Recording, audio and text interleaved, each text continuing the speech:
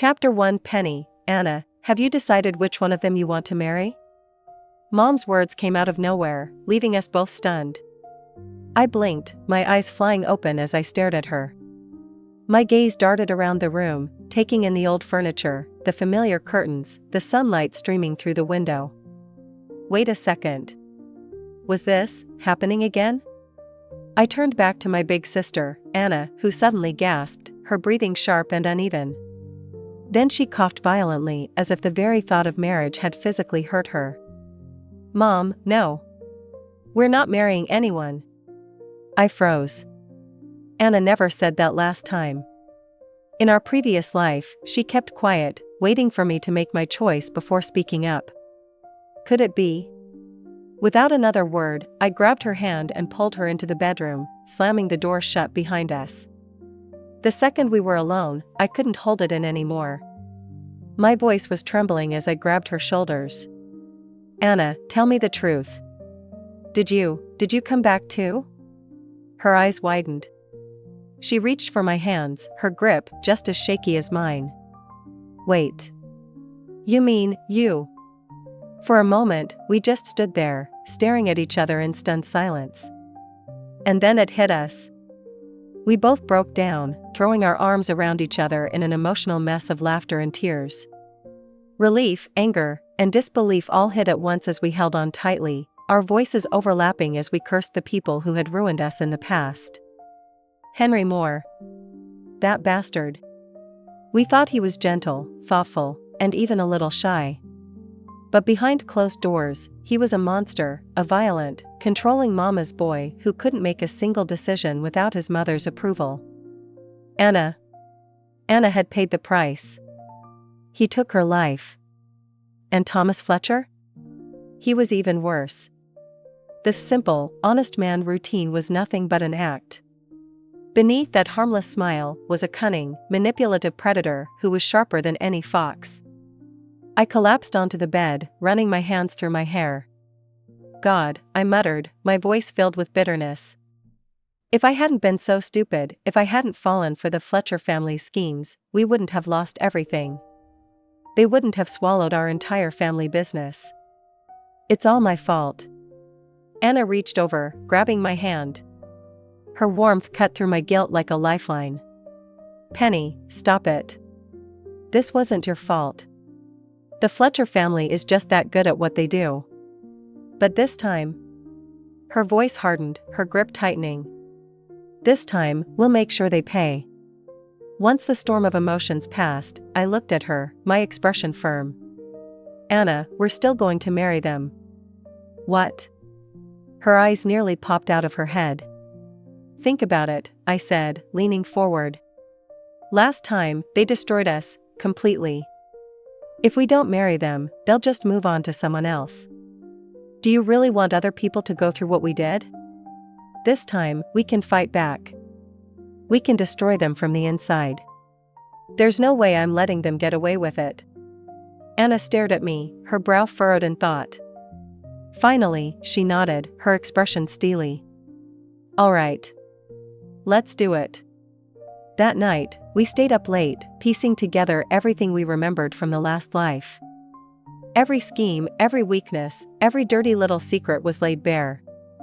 By the time we were done, we had a detailed plan that left no room for error. Step 1? We'd switch fiancés. The violent one? I'd handle him. The schemer? I told Anna everything he'd done to me in the past, every trick he'd pulled. This time, she'd be ready for him. We made a pact to act clueless, to lull them into a false sense of security. Let them think they were in control. Let them think we were exactly the same naive girls they'd fooled before. And then? We'd destroy them. The morning of the wedding, Anna and I stood side by side in the bridal suite, our white dresses glowing in the sunlight. Ready? I asked, reaching for her hand. She gave me a small, confident smile, squeezing my fingers. Let's burn this whole thing to the ground. The wedding cars arrived soon after, and we went through the customary rituals, smiles plastered on our faces as we played our roles perfectly. By the end of the day, we were each delivered to our respective new homes. "Penny," Henry said the moment we were alone, his face dark as a thundercloud. "Now that you're my wife, you'd better know your place. From now on, you do what I say. Got it?" I looked up at him with wide, innocent eyes, giving him the sweetest smile I could muster. "Of course, darling. Whatever you say." He blinked, clearly not expecting my obedience. A smug grin spread across his face. "Good. My mom says a woman's job is to serve her husband. Go get some water and wash my feet." "Right away," I chirped, practically skipping out of the room. When I returned, the water was steaming, so hot it was almost boiling. I set the basin down in front of him, grabbed his foot, and shoved it in. "Aha!" He yanked his foot out, clutching it like I'd set him on fire. "Are you insane? You trying to burn me alive?" I clasped my hands together, my face the picture of regret. "Oh no. I'm so sorry, darling. I didn't realize it was too hot. Not that I cared. The bastard deserved it." He glared at me, his voice dripping with disgust. "You're useless. You can't even do something this simple. Forget it, just help me undress." I nodded obediently, stepping closer. As I reached for his shirt, my nails accidentally scratched his chest, leaving a thin red line.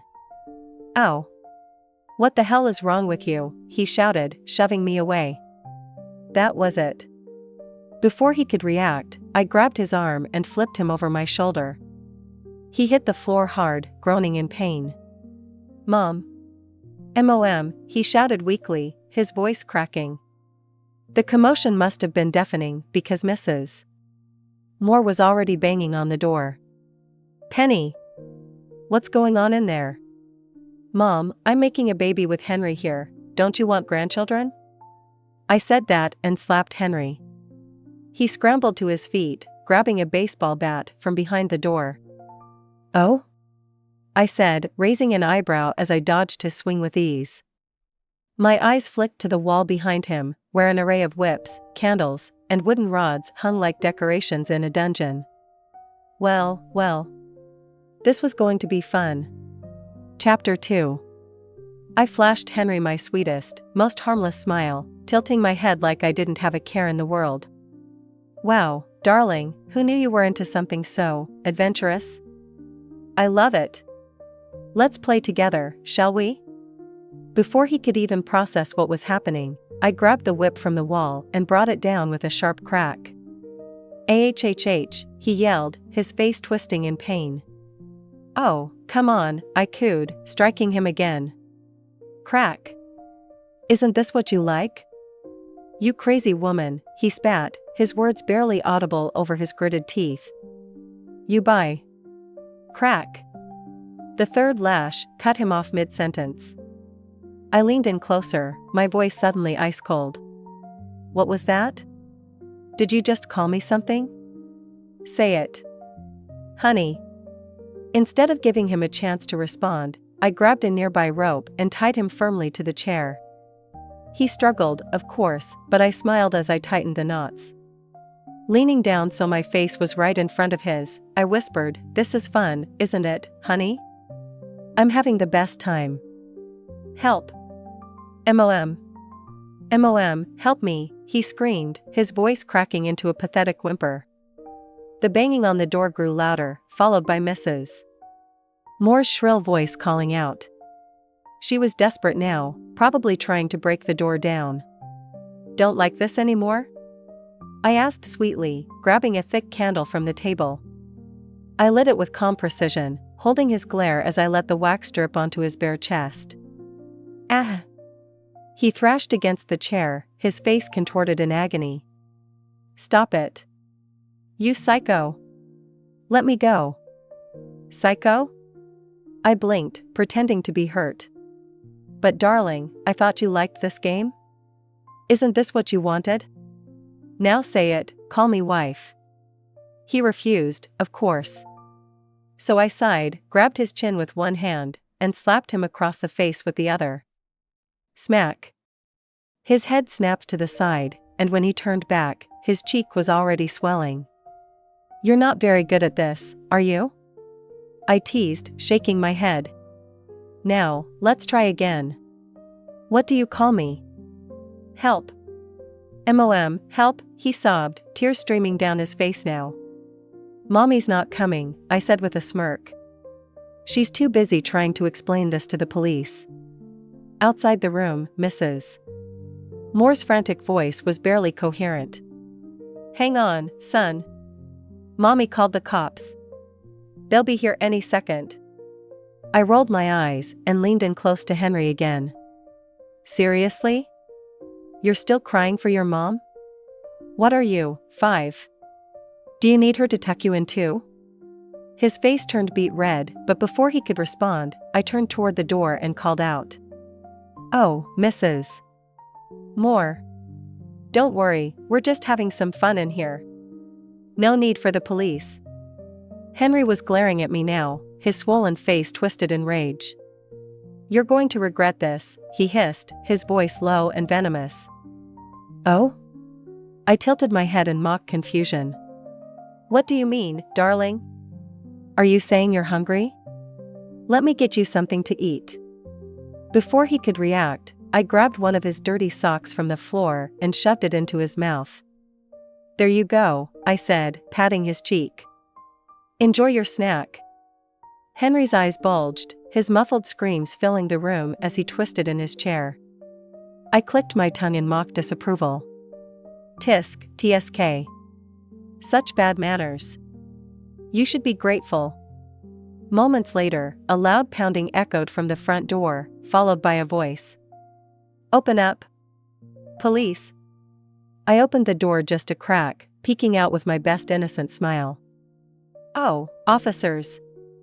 Is there a problem?"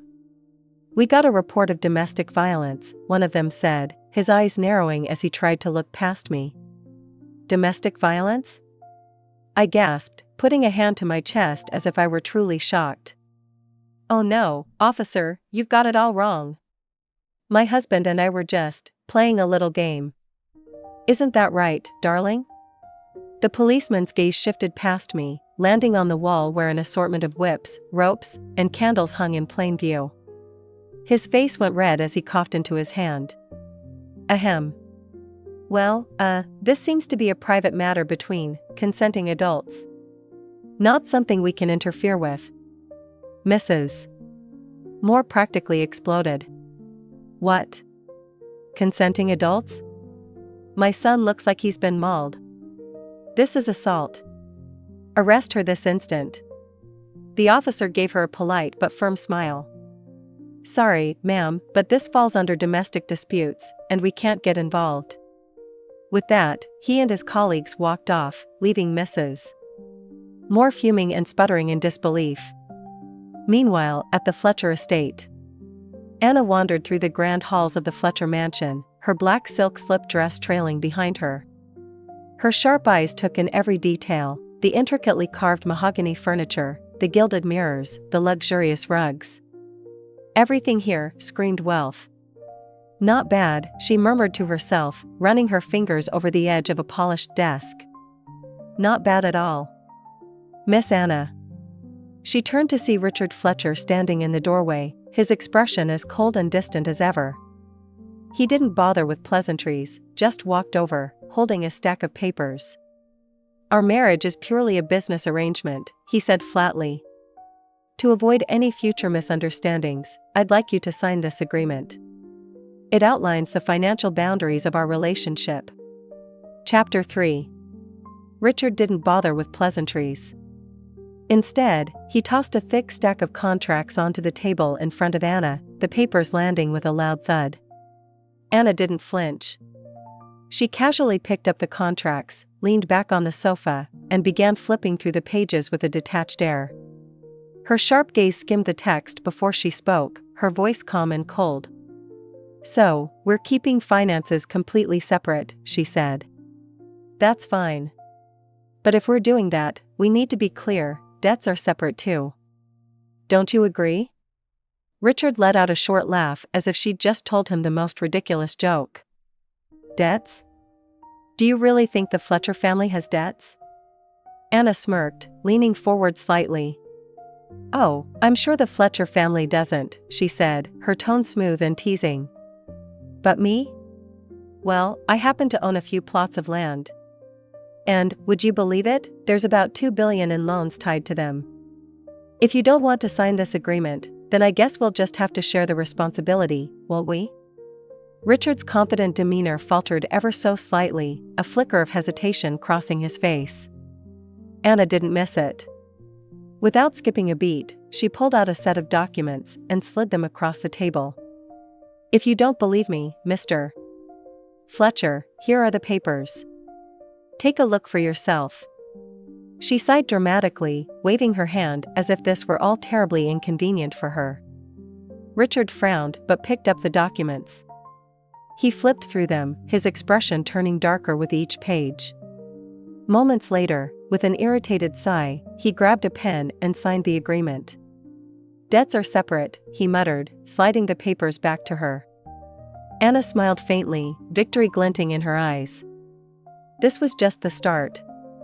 With her in the picture now, the Fletcher family wouldn't know what hit them. Of course, she'd already done her homework before she'd married into the family. Richard Fletcher wasn't as clean-cut as he liked to appear.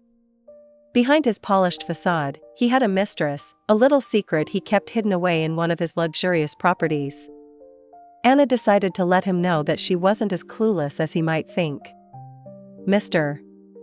Fletcher, she said, her voice smooth but sharp, now that I'm officially the lady of the house, you might want to keep extracurricular activities in check. And as for your little pet, I'll make sure she understands her place. Richard froze for a fraction of a second, his fingers tightening around the edge of the table. But when he looked up, his face was unreadable, his expression carefully neutral. I have no idea what you're talking about, he said flatly before turning and walking out of the room without another word. Anna watched him go, a faint laugh escaping her lips. Oh, Richard, she murmured to herself, this is only the beginning. Meanwhile, over at the Moore residence, Henry had been sulking for days. After our little incident, he'd been too embarrassed to show his face at home and had spent the week hiding out with his mistresses. But now, it was time for the traditional post-wedding visit to the bride's families. Richard and Henry joined Anna and me as we returned to our respective homes. The tension between the Fletcher and Moore families was thick enough to cut with a knife. Neither side could stand the other, and it showed in the stiff smiles and cold glares exchanged across the room. Anna, I called out cheerfully as we walked in, holding up my necklace for everyone to see. Look at this. Isn't it gorgeous? My husband bought it for me. Isn't he just the sweetest? Anna didn't even blink. Her lips curled into a faint smirk, and she said, a necklace? That's it? Cute. My husband's gifts are a bit more extravagant. Last week, he bought me an entire villa. Richard's jaw tightened, his face practically unreadable. But I caught the flicker of panic in his eyes. With the Moore family watching, he couldn't afford to let the Fletcher family's reputation take a hit.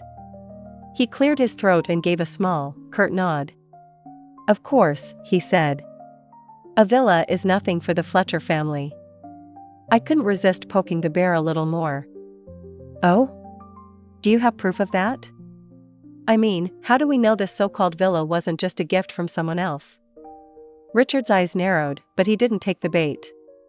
Instead, he reached into his pocket, pulled out a platinum card, and handed it to Anna with a tight smile.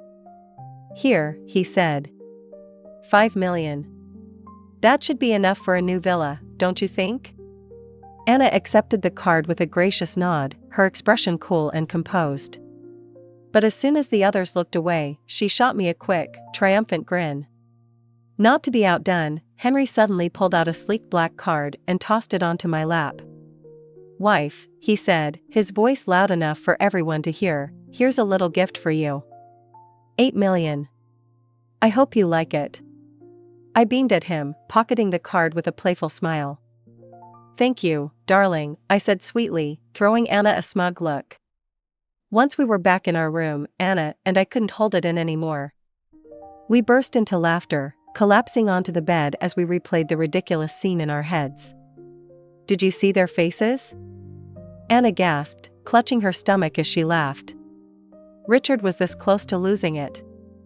"And Henry," I added, wiping tears of laughter from my eyes.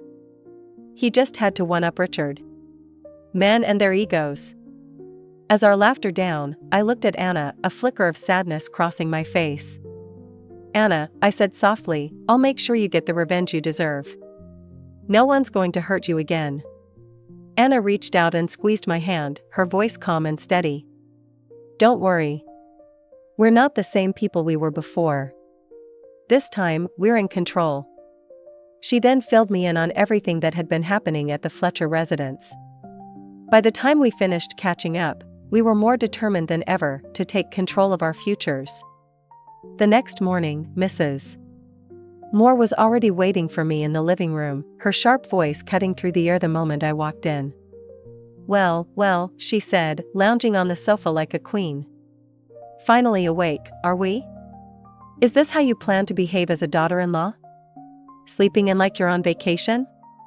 I raised an eyebrow but didn't respond. Mrs. Moore sniffed and continued, her tone dripping with condescension. "Let me explain how things work around here. In the Moore family, we expect you to be up by 9 every morning. You'll prepare breakfast for the entire household. Nothing too fancy, just 10 dishes. And, of course, no repeats. Got it?" Chapter 4. I tilted my head and gave Mrs. Moore my best innocent smile. "But, Mom, I don't know how to cook breakfast." She didn't even blink. "Don't know how? Then you'd better learn. Mrs. Williams is in charge of breakfast for the family, she'll teach you. Starting tomorrow." Her tone left no room for argument. Before I could say anything, she continued, "During the day, you'll help clean the house. And make sure you learn how to prepare proper afternoon coffee. When I host my ladies' gatherings, you'll be the one serving it. That's your job now."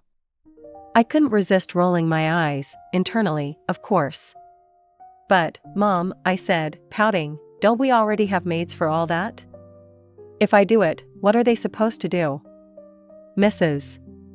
Moore's face hardened, her voice dripping with disdain. "The maids? We pay them. Are you paying them? No, you're not. You're the Fletcher family's daughter-in-law now, and this is what's expected of you. You're here to serve us." "Got it, Mom," I chirped, flashing her a playful smile. But behind my bright eyes, a flicker of coldness lingered. Mrs. Moore seemed pleased with my response, her lips curling into a smug grin. She immediately picked up her phone, dialing her son. "Son," she said in her syrupy voice, "your little wife is so obedient now. I've taught her to be as soft and docile as a quail. When are you coming home to see how well-behaved she's become?" But instead of a reply from her son, I heard a high-pitched giggle on the other end of the line. "Oh, Mom," came a woman's teasing voice, "we're busy working on giving you a grandchild." "Stop it, Mr. Fletcher, you're so bad." I stood there, watching it all with an unbothered expression, my eyes cold as ice. Later, Mrs. Williams approached me, holding a delicate porcelain bowl. "Miss Penny, this is the young master's favorite bowl. Please wash it carefully." Crash! The bowl slipped from my hands and shattered on the floor. I gasped, clasping my hands over my mouth in faux horror. "Oh no. I'm so sorry, I lost my grip. It just slipped." Mrs. Moore stormed into the room, her face twisted with anger. Her eyes immediately zeroed in on the shattered blue and white porcelain. "Do you have any idea how much that bowl cost?" I turned to her with wide, apologetic eyes and a sweet, helpless smile. "I didn't mean to, Mom. It was an accident." Her eyes narrowed, and without a word, she glanced at Wang Ma. The two of them seized my arms before I could react, holding me in place. Slap! The sharp sting of her palm burned across my face. Tears welled up in my eyes, spilling down my cheeks. "I'm sorry, Mom," I whimpered, my voice trembling. "It was my fault. I won't do it again, please don't hit me anymore." Seeing me so quick to apologize, Mrs. Moore finally let go of her anger, waving her hand dismissively. "Fine. Just stop being so clumsy." For the next week, I woke up at 5 a.m. every day to cook breakfast, and I didn't go to bed until midnight. I was more exhausted than the maids, and even the family dog seemed to be living a better life than me. But I didn't complain. I was biding my time, because the real show was about to begin. One afternoon, Mrs. Moore invited over a group of her wealthy socialite friends, ladies dripping in jewels and their spoiled, pampered daughters. As they arrived, she shot me a cold glance. "What are you standing there for? Go make yourself useful." I plastered on my brightest smile and hurried to the kitchen, pretending to be the perfect, obedient daughter-in-law. After a short while, I returned with a tray of freshly baked cookies, elegant cakes, and a pot of coffee. Mrs. Moore's friends were quick to notice. "Oh, Mrs. Moore," one of the women gushed, "you've done such an amazing job with your daughter-in-law. She's so well-trained." Mrs. Moore leaned back in her chair, basking in their praise. "Oh, it's nothing, really," she said, waving a hand as if it were nothing. "When a new daughter-in-law joins the family, you just have to set the rules early. It's all about discipline." The woman nodded eagerly, showering her with compliments. "You're absolutely right, Mrs. Moore. We could all learn so much from you. So impressive. Truly inspiring." Mrs. Moore beamed at the flattery, her ego swelling with every word. I stepped forward. My smile was as sweet as honey. "Ladies, I prepared some coffee, cookies, and little cakes for you all. I hope you enjoy them." Mrs. Moore picked up her cup and took a sip. Almost immediately, her face twisted into a grimace. "What is this? Why is it so sour?" she demanded, glaring at me. I tilted my head innocently. "Oh, Mom. It's a new blend of coffee, it's supposed to have a slightly sour taste. That's just the way it's meant to be." One of the women picked up a cookie, sniffing it suspiciously. "Why does this cookie smell so strange?" I beamed at her. "Oh, that's because it's made with durian. A rare ingredient, you know. I spent days preparing them just for this occasion. I hope you like them." The women exchanged uneasy glances but forced polite smiles as they nibbled on the cakes. A few minutes later, one of the young socialites let out a startled cry. "What is this? There's a piece of wire in my cake, it cut my lip." I gasped dramatically, covering my mouth with my hands. "Oh no. You found it?" The room fell silent as everyone turned to stare at me. Mrs. Moore slammed her hand on the table, her face dark with fury. "Penny, what the hell is going on?" I gave her a sweet smile, tilting my head. "Oh, Mom, don't be mad. It's really not a big deal." I turned to the group, my voice calm and even. "The coffee you're drinking? I made it with dishwater. But don't worry, it's the third rinse, so it's perfectly clean." A collective gasp filled the room, followed by chaos. "What? Dishwater?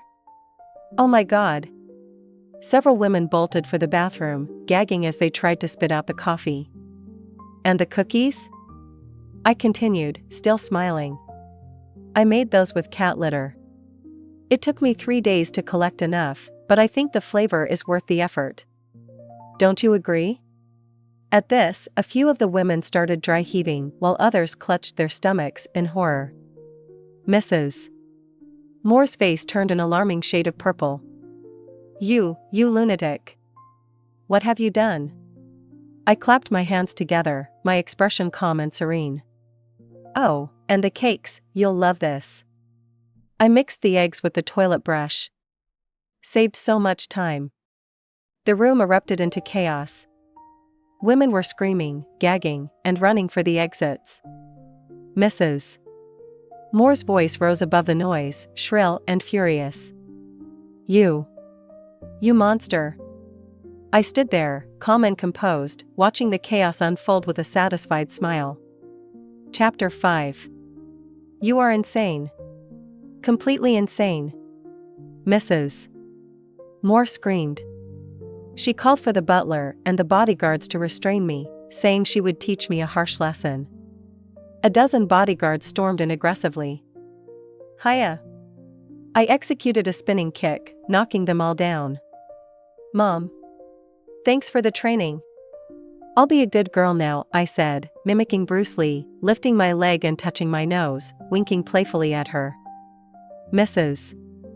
Moore screamed, trying to escape, but I couldn't let her go that easily.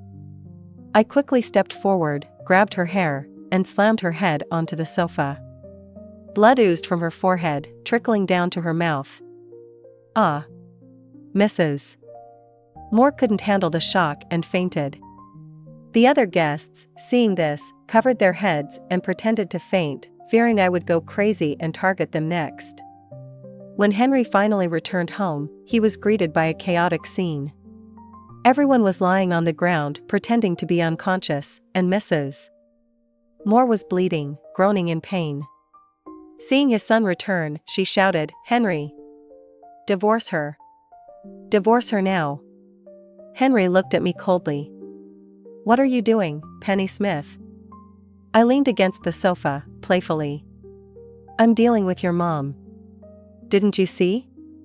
Dear. Henry's face darkened with anger. This isn't a place for your nonsense, Penny Smith. I'm warning you, don't push your luck. With that, he picked up a baseball bat and struck my back. The sudden attack caught me off guard.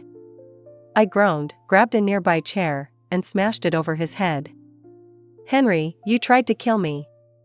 Where did you get the guts? I threw him over my shoulder once, twice, 3 times. He couldn't take the pain and passed out.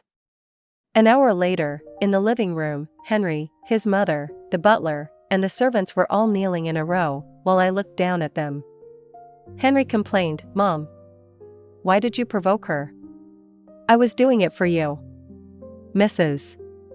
Moore said, aggrieved. For me? She's like a madwoman. Don't you see? Stop provoking her. Mrs. Moore started crying. Son, you don't know what she's done to us.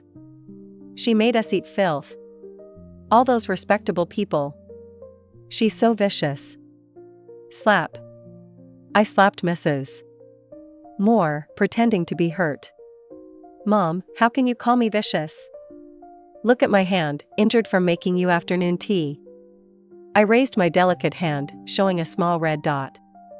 Though it was just a mosquito bite from the previous night. But here in the Moore residence, even mosquitoes were blamed on Mrs. Moore. Of course, just slapping Mrs. Moore wasn't enough. Slap. I slapped Henry again. Why didn't you come earlier? You could have enjoyed my special afternoon tea, dear. I picked up the cookies from the ground, forcing them into his mouth. He had never been so humiliated, vomiting uncontrollably. Get out. Didn't you hear me? Henry shouted at the kneeling servants. Chapter 6. The servants trembled, not daring to move. Meanwhile, the Fletcher family was undergoing a dramatic change. Anna Smith, do you know your family stole our government contract? Richard Fletcher angrily threw the documents in front of my sister. My sister remained calm, her voice cold. Business is like war, there are winners and losers. Can't you handle losing? His face darkened with anger. Hand over the contract to us. After all, we're family. You're married into our family, so the contract is ours. Oh? Are you dreaming? Did you forget our agreement? My sister sneered. Richard Fletcher, I won this contract with my skills. If you have the ability, go get one yourself. Don't whine about your incompetence. Consider yourself lucky. We'll see. Richard Fletcher sneered and left. Soon, the Smith family's stock plummeted, and rumors of bankruptcy spread. After investigating, my sister quickly realized it was the Fletcher family's doing. You play dirty, don't blame me for being ruthless. My sister coldly watched the stock market. A top actress, Emily Devereux, was rumored to be dating Richard Fletcher, causing a media frenzy. The news of Richard Fletcher's marriage was well known, with their wedding being a grand affair. This news was a bombshell, suggesting Richard Fletcher's infidelity and implicating Emily Devereux, who was the face of the Fletcher family brand. The internet exploded. No way? Emily is really a homewrecker? How foolish, Emily! Many people left comments on Emily's posts and the Fletcher family's website, demanding an explanation. The Fletcher family urgently convened a board meeting to address the issue. I don't care. Richard, I'm your girlfriend, why am I being called a homewrecker? I don't care. You must explain to the public. Emily Devereux raged, smashing things in the room. Richard Fletcher gently comforted her. Emily, bear with it for a bit. We'll get through this. Emily, furious and tearful, said, Wait. That's all you say? Don't you know the baby in my belly can't wait? He needs a status. Richard, delighted to be a father, said, Wonderful, Emily, we're having a baby. I'll divorce Anna immediately, and we'll announce our relationship. She leaned into Richard's arms, tears in her eyes, looking pitiful. At the Fletcher family board meeting. Richard, this is all because of you. Do you know the stock has plummeted? The whole internet is boycotting homewreckers?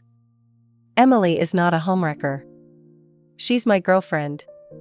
The marriage between the Smith and Fletcher families was an arrangement by the previous generation.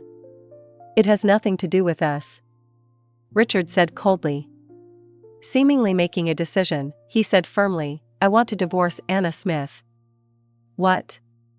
The board members were shocked. At such a critical moment, a divorce would be a bombshell. How could they agree? Richard was resolute. Emily is pregnant with my child, the future heir of the Fletcher family. Everyone exchanged glances, unsure of what to do. The Fletcher family had kept the news under wraps, not allowing Richard to announce his relationship with Emily. My sister watched coldly. With the Fletcher family stock plummeting, she had been secretly buying their shares at a low price. Finally, Emily couldn't hold back and revealed in a live stream that she was in a relationship with Richard Fletcher. She hinted that the marriage between the Smith and Fletcher families was just a formality and that she was pregnant with the heir. Chapter 7. The Fletcher family was in turmoil, with everyone boycotting products endorsed by a homewrecker, especially one who used a child to climb the social ladder.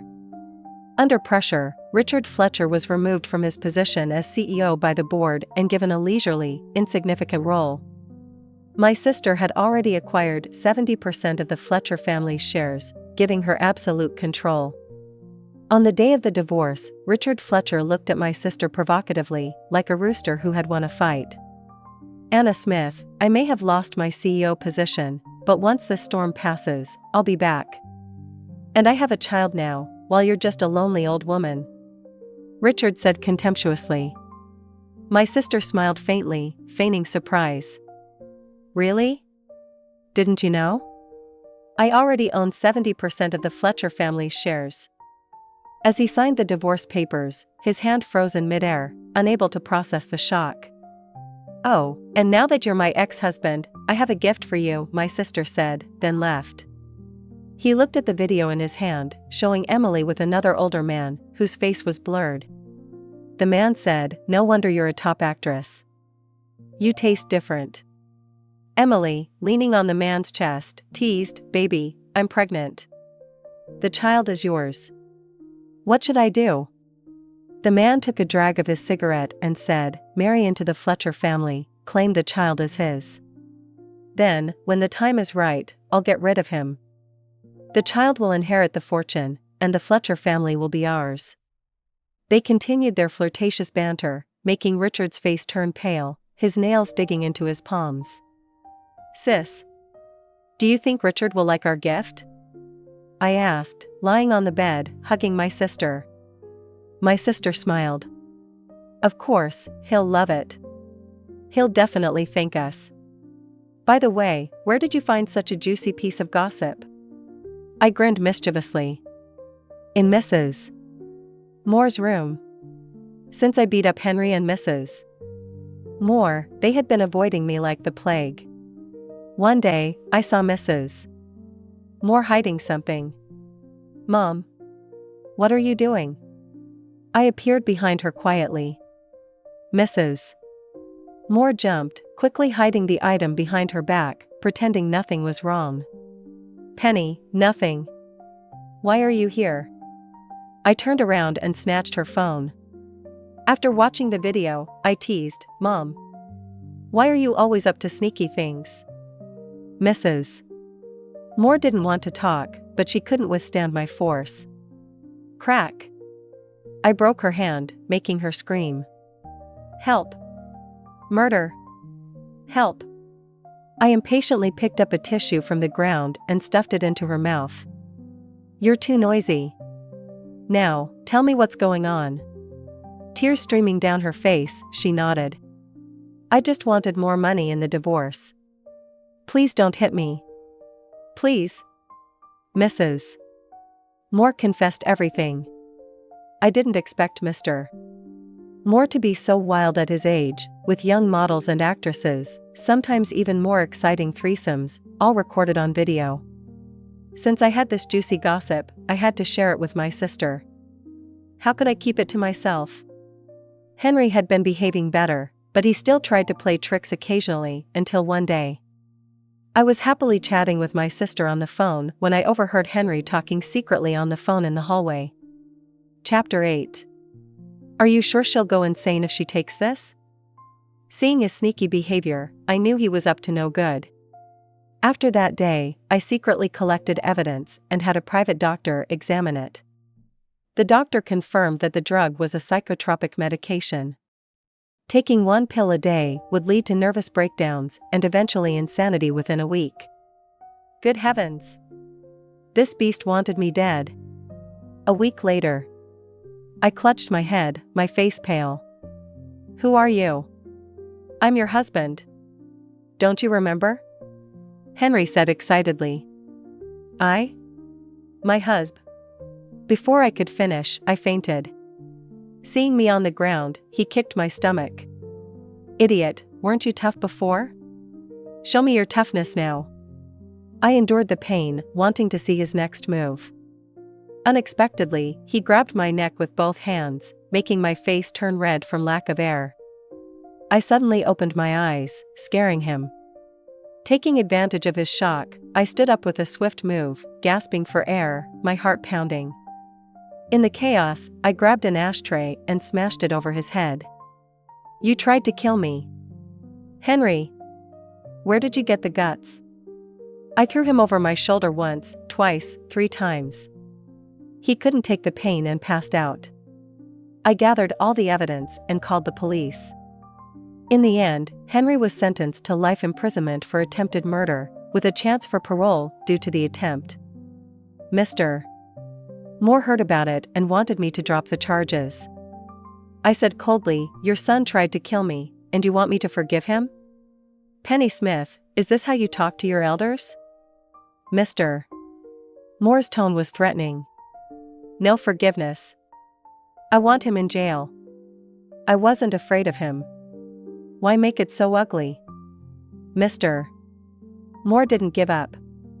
I played the backup video on my phone, showing him with different women. Mr. Moore's face turned ashen, filled with hatred. I said calmly, as long as my family is safe, this will never come out. You keep your word. The matter of Henry was settled. Now, my sister and I shine in our respective careers. My sister took over both the Smith and Fletcher companies, becoming a prominent figure in the industry. The Moore family, constrained by the video, stayed out of our way. I opened a martial arts school, teaching people to defend themselves. So they can resist when facing danger, not be lambs to the slaughter, to fight back against domestic violence.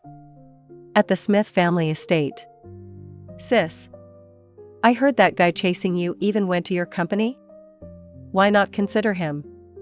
I teased. My sister lunged at me, trying to catch me.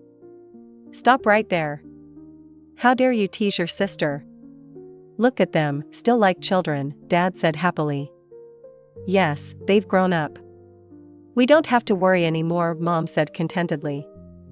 I held my parents' hands happily, blinking playfully. Oh, Mom and Dad, just enjoy your retirement. Stop trying to set me up. I pouted, acting spoiled, making everyone laugh. Luckily, we were reborn. Everything is moving in a better direction.